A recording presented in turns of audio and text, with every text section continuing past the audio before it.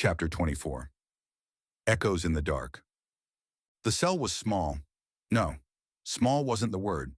Small you could live with. This was suffocating, the kind of place that made you forget the smell of fresh air and the sound of silence. Cody sat on the edge of the thin mattress, elbows on his knees, staring at the floor like it might offer him answers. It didn't.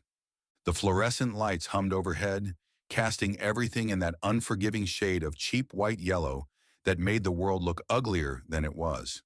In his hand was a photograph, creased, frayed at the corners, like it had lived a harder life than it deserved. His daughter frozen in time, green eyes shining with some impossible hope.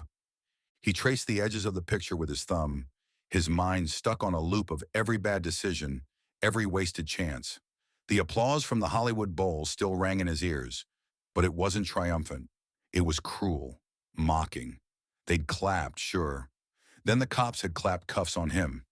The sound of footsteps echoed down the corridor, keys jingling like a carnival coming to town. Cody turned his head as a guard appeared outside his cell, leaning lazily against the bars. The man looked bored, but not cruel.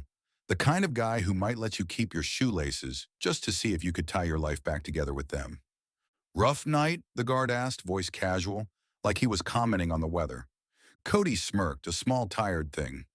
"Could say that." The guard nodded, eyes flicking to the photograph in Cody's hand. "Heard you played the bowl." Cody snorted. "Yeah, and I heard Elvis is alive and well in Memphis." "I'm serious," the guard said, arms crossed. "Big stage, big crowd. Not a lot of folks get to say they've done that." "Not a lot of folks get hauled off stage in cuffs either," Cody replied, leaning back against the wall. "Guess I'm just special." The guard chuckled softly, the sound more genuine than Cody expected. "Life's funny like that. One minute you're on top, next minute you're here." Cody raised an eyebrow. "Did you rehearse that line, or does it just come with the uniform?" The guard smiled faintly, undeterred. "You ever think about it? How you got here?" Cody's eyes flicked back to the photo. "Every damn day." The guard nodded, like he'd expected that answer. He glanced down the corridor, then leaned in slightly. "You know, you've got time now. Might as well make something of it." Cody tilted his head, skeptical. "What are you suggesting? I start writing Hallmark cards?" The guard smirked. "Why not start smaller? No guitar, no crowd. Just you and the night. Sing your piece." For a moment, Cody said nothing. He just stared at the guard, trying to figure out if the guy was screwing with him. But there was nothing mocking in his tone, just quiet sincerity. The guard straightened, jingling his keys again. "Think about it," he said, turning to leave. "Hey," Cody called after him. The guard stopped but didn't turn. "You're serious?" Cody asked. "Didn't say I'd stay to listen," the guard replied, smirking over his shoulder. "But maybe you need it."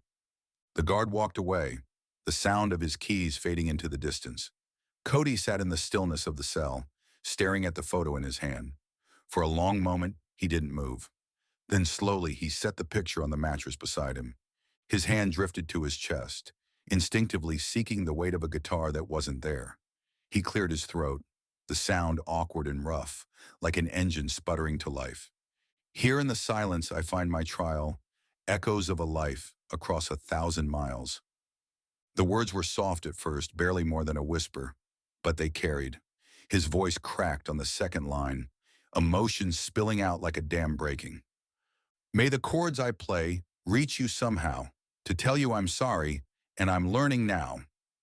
The notes hung in the air, raw and unpolished, but they didn't need to be perfect. Perfection was a luxury Cody didn't have anymore. He closed his eyes, and for a moment, he wasn't in the cell.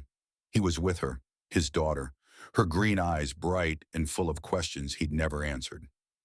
"Through these broken strings I'll mend the past, and find my way to you at last."